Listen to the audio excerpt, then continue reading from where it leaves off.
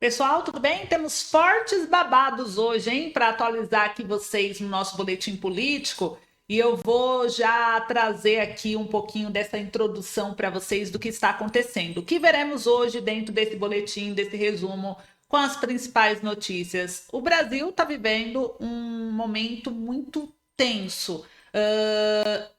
O Lula teve alta, certo? Ok, só que o Lula voltou ao hospital essa manhã, tá?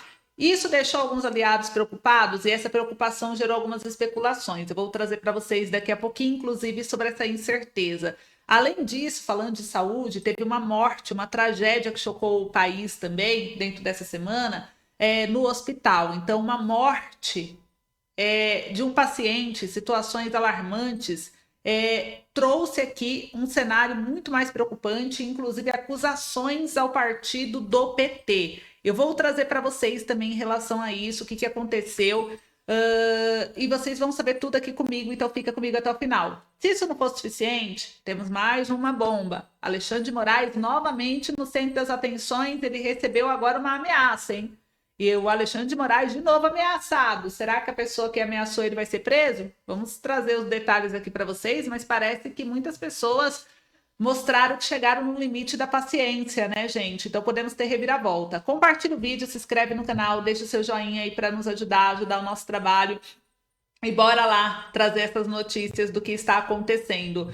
Eu começo aqui já com a primeira notícia para vocês, gente, que a gente percebe aí com o STF, eles não têm argumentos técnicos suficientes para poder acusar o Bolsonaro, para poder acusar os manifestantes do dia 8 de janeiro, ou para poder finalizar o inquérito das fake news. E um grande exemplo está aqui, ó, mostrar na tela para vocês, né?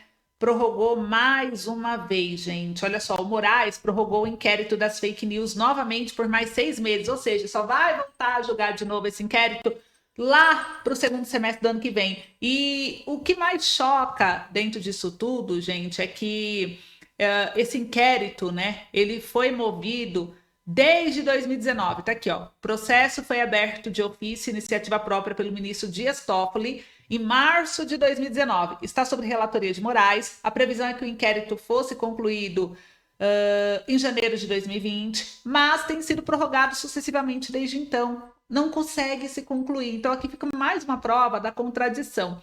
E muita gente está de saco cheio dessa questão aí do STF, dessas acusações sem cabimentos e que não consegue concluir nenhum julgamento, né?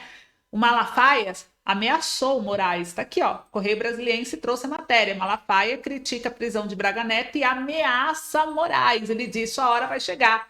Para o pastor, o mandado de prisão autorizado pelo ministro do STF é ilegal, imoral, atenta contra as leis. Então, gente, Alexandre de Moraes, disse ele, abre aspas, mostra aqui, ó.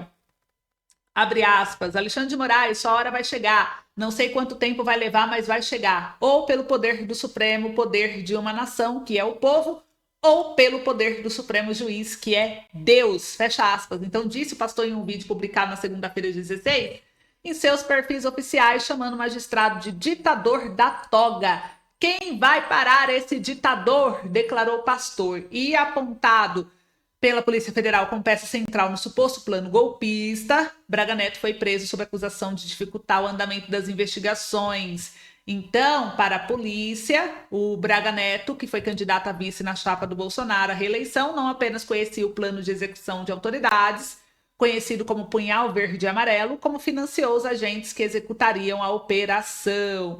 Então, eles estão sendo investigados, só que, como eu disse, né, mais um inquérito que nunca é concluído e provavelmente vai ser prorrogado, prorrogado, prorrogado, mas o Silas não aguentou, botou a boca aí no trambolho e ameaçou. Mas como o Moraes não gosta de ser ameaçado, nem xingado, nem criticado, será que ele vai se posicionar depois dessa ameaça? Saberemos em breve, daqui a algumas horas ou dias, né? E aí eu trago para vocês. Enquanto isso, gente, é uma notícia aqui no Metrópolis que eu adorei.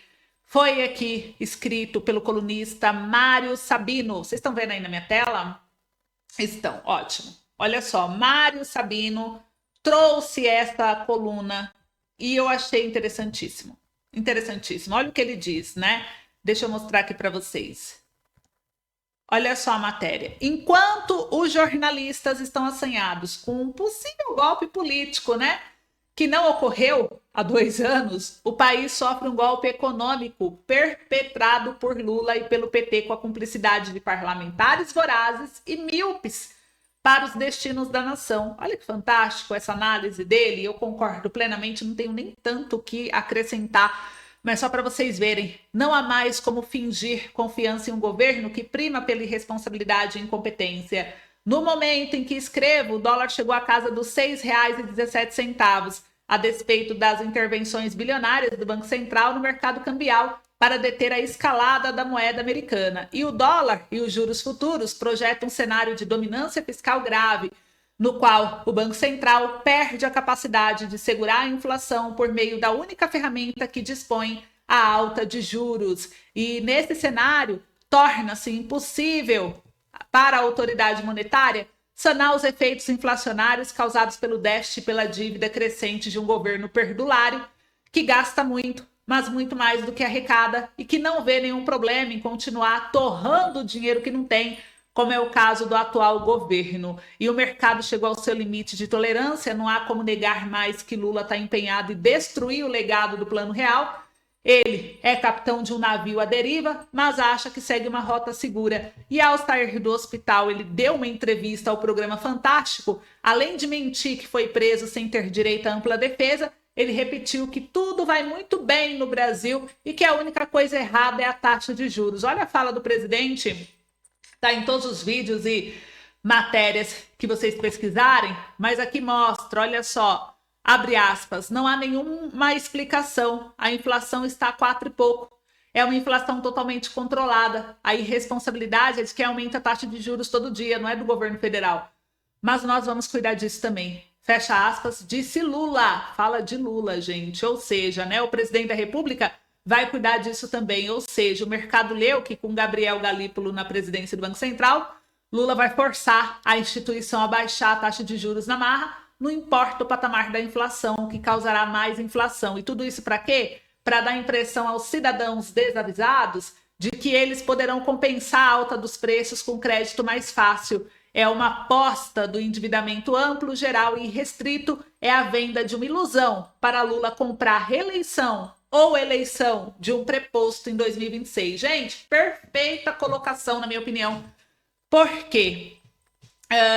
A gente percebe que a inflação está nas alturas, chegando a 5%, previsão da Selic já está alta. Na época do Bolsonaro, vou mostrar aqui para vocês uma outra matéria. O PT, o próprio PT, acusava a alta do dólar, que estava um pouco acima de R$ 5, da má gestão de Bolsonaro. Mas agora que a gestão é do PT e ele está com o dólar acima de R$ 6, a culpa é do mercado. É o mercado que não deixa ele governar, é o mercado que está aí fazendo chutômetro, que não tem nada a ver, não está deixando ele governar do jeito que ele deve, então o mercado tem que parar com isso. É de quem aumenta os juros, é dos bancos, tem que baixar os juros, porque ele quer vender a ilusão de que com juros baixos você não sente a inflação, só que você sente a inflação. O que é o impacto dos juros baixos que ele está tentando forçar para enganar você, meu amigo, minha amiga? É para você contratar crédito. Para você contratar crédito, realmente os juros não vão estar disparando igual a inflação. Mas na hora de você comprar o pãozinho ali na padaria, na hora de você for lá fazer a sua compra no supermercado, você vai sentir que seu dinheiro é o mesmo valor do mês passado, não deu esse mês. O que aconteceu? A inflação comeu. Então você vai ver que o seu salário não é suficiente para suprir as necessidades básicas que você conseguia suprir até o mês anterior. O que você vai fazer? Vai atrás de crédito. Isso vai aumentar absurdamente o endividamento de quem? Do mais pobre. Então é uma enganação, né? E aqui mostra ainda, dentro dessa matéria, continuando aqui para vocês, que é mentira de que a inflação está sob controle. O próprio Banco Central disse que não está nada sob controle. Ela já está em quase 5%. Por isso que o Banco Central foi lá e elevou a taxa Selic a 1% a mais, certo? E vai aumentar mais. Já tem previsão, já mudaram tudo a previsão para o ano que vem. E aqui mostra, né, que está quase 2 pontos percentuais acima da meta estabelecida pelo próprio governo. E o próprio governo não cumpre nada, ele é totalmente contraditório.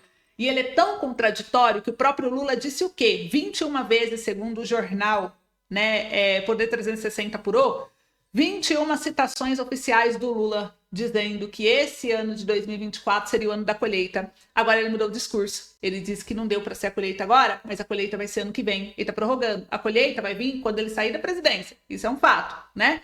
E aqui o Lula insiste na fantasia, continua a matéria, de que o mercado age por oposição política. É uma fake news risível do mesmo político que já pregou com orgulho que os banqueiros jamais ganharam tanto dinheiro como sob um governo seu. Mas isso foi em um tempo no qual, talvez, né, o petista parecia ter alguma responsabilidade. Então, para completar a tragédia, temos um Congresso insaciável nas emendas pornográficas e disposto a desidratar ainda mais o pacote fiscal pífio que está em exame. Os parlamentares querem manter benefícios populistas que afundam ainda mais o governo no cheque especial, e o golpe econômico está em curso e implicará em custo altíssimo na forma de mais inflação para os pobres que Lula e o PT dizem defender. Então, parabéns! Olha só, termina a matéria.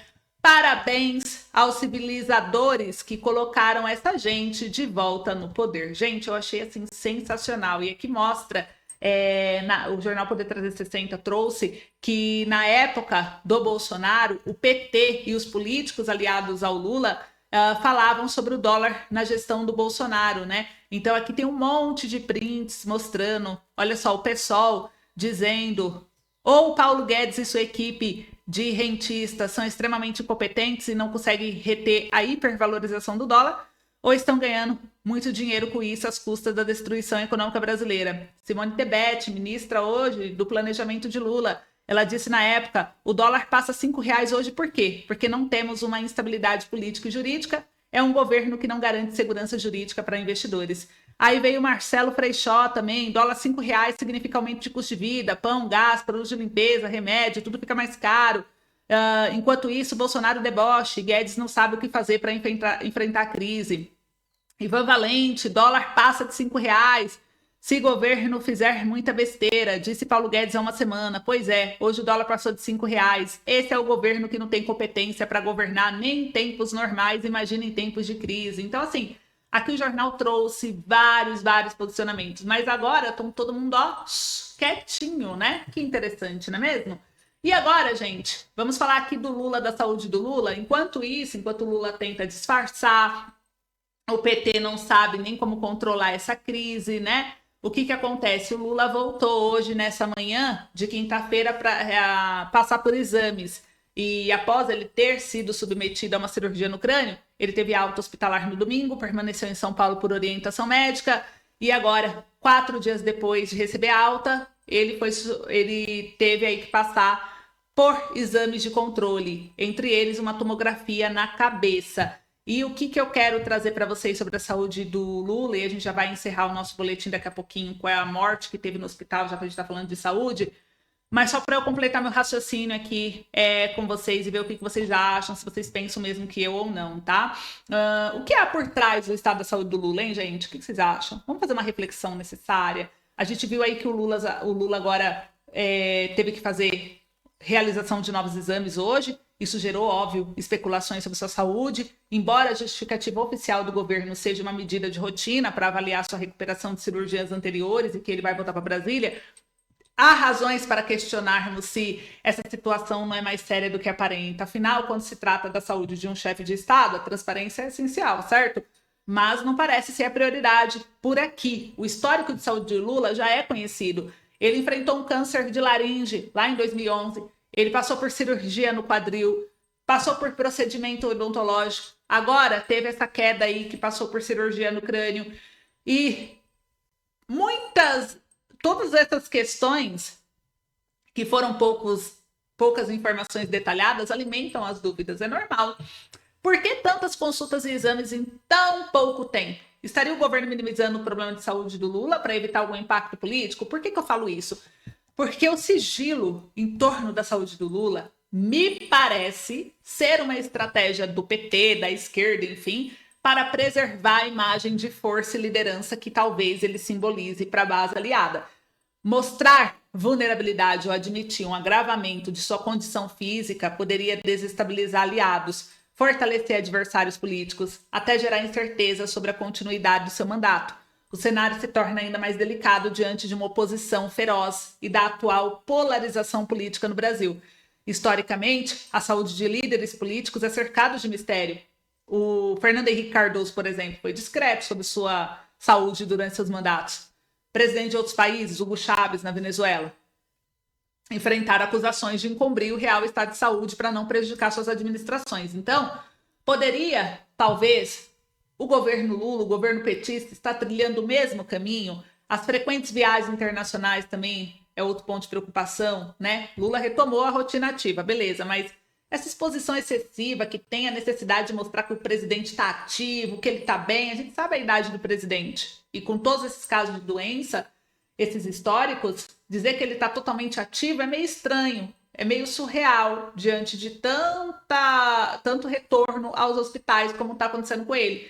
Então, seria prudente para um líder em plena recuperação médica adotar um ritmo tão acelerado? Então, são muitas questões que não batem quando olhamos a saúde do Lula e ele o tempo inteiro em hospital e ao mesmo tempo apto a continuar liderando, ativo, viajando. Não é estranho, gente? Então, isso daqui, se realmente o quadro de saúde dele for mais grave do que divulgado, quem estaria assumindo as rédeas nos bastidores do poder? Fica aí um questionamento. Essa falta de clareza apenas reforça a necessidade de questionarmos as informações oficiais. Então, precisamos aí cobrar, e se há algo a ser escondido, temos que descobrir, certo? A história tem mostrado que a tentativa de mascarar a realidade muitas vezes cobra um preço político alto. Então, os brasileiros agora, resta-nos o quê? Acompanhar de perto, exigir transparência, a transparência que merecemos. Afinal, a saúde de Lula não é apenas uma questão pessoal, é um interesse nacional, certo? Agora, uma outra questão aqui para encerrar o boletim de hoje, gente, olha só, né? Vou trazer para vocês mais uma bomba, já que a gente está falando de saúde. Eu vou trazer aqui esse post, essa matéria do pragmatismo político que trouxe que bolsonaristas culpam Lula por morte de um trabalhador sentado em cadeira na UPA do Rio. Gente, um caso triste ocorreu, olha a imagem, dá até tristeza de ver essa imagem, né? Lula mal saiu da UTI, mas já está sendo acusado, ele e seu governo, de má gestão. Por quê? Um jovem morreu sentado numa UPA no Rio de Janeiro, gente.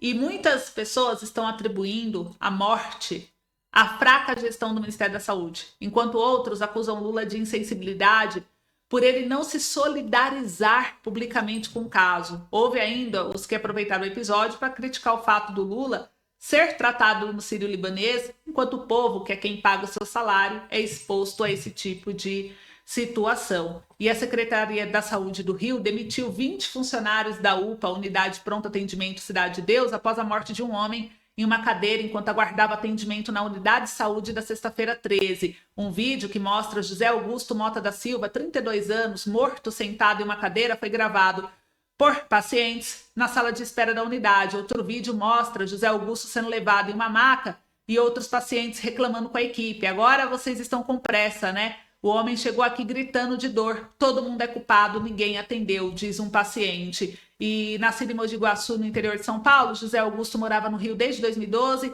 Artesão, José Augusto vendia brincos, colares, pulseiras feitos por ele mesmo na praia durante o dia. E à noite ele trabalhava em um restaurante na Barra da Tijuca como garçom. Então é um cidadão brasileiro que foi para ser atendido e infelizmente não teve o atendimento. A polícia está investigando o caso, os médicos legistas ainda vão trazer o laudo do motivo da morte, mas acredita que ele deu uma parada cardiorrespiratória. E críticos culpam o Lula, né? Nas redes sociais, várias pessoas responsabilizaram o governo em relação a isso. E eu quero trazer um pouco uma reflexão aqui rápida sobre esse assunto com vocês, porque só para a gente encerrar aqui e fechar o nosso vídeo, gente. Então, assim, a gente vê que algo está acontecendo no Brasil, isso é um fato, né? E a gente vê a saúde pública no Brasil em declínio, um preço do descanso na cadeira, né? O Brasil ficou chocado com essa imagem desse trabalhador morto enquanto esperava atendimento na UPA do Rio, sentado em uma cadeira. E esse caso lamentável reacendeu um debate sobre a precariedade da saúde pública no país. Não é a culpa só do Lula, estamos falando da precariedade da saúde pública do país, do partido, do governo, do Congresso. Uma crise que não surgiu do nada, mas que se agrava com a gestão atual. É disso que as pessoas estão falando na internet, que esse pragmatismo político aqui trouxe como se as pessoas aproveitaram o momento de crise. Não é aproveitar o momento de crise, pragmatismo. É que o povo está cansado de ver o descaso com a saúde da população. No governo Lula, a saúde pública sofreu cortes significativos, pragmatismo. E se você não viu, você pode acompanhar o orçamento do Ministério da Saúde para 2024, prevê um corte de quase 2 bilhões em relação ao ano anterior. Ao mesmo tempo, recursos destinados ao atendimento básico, a porta de entrada para milhões de brasileiros continuam insuficientes, a redução do financiamento dos hospitais, UPAs, equipes de saúde da família afeta diretamente a qualidade e agilidade do atendimento. Então, no caso do trabalhador que faleceu enquanto esperava o atendimento, essa falta de infraestrutura, de profissionais disponíveis, reflete a decadência desse sistema. Então, embora a responsabilidade direta do governo federal sobre uma operação de uma UPA é limitada, os cortes e a má gestão em nível nacional criam um efeito cascata que atinge estados e municípios. Então é disso que o povo está falando e não adianta se fingir de bobinho e inocente. Todo mundo sabe que hospitais e postos de saúde ficam sobrecarregados sem condições adequadas para atender a população. Esse foi um caso que a mídia trouxe e expôs. Mas quantos casos, quantos José Augusto existem falecendo no dia a dia nos hospitais públicos? Então precisamos de uma gestão mais eficiente. Então é isso, eu quero saber a opinião de vocês. Um beijo, obrigada, até logo.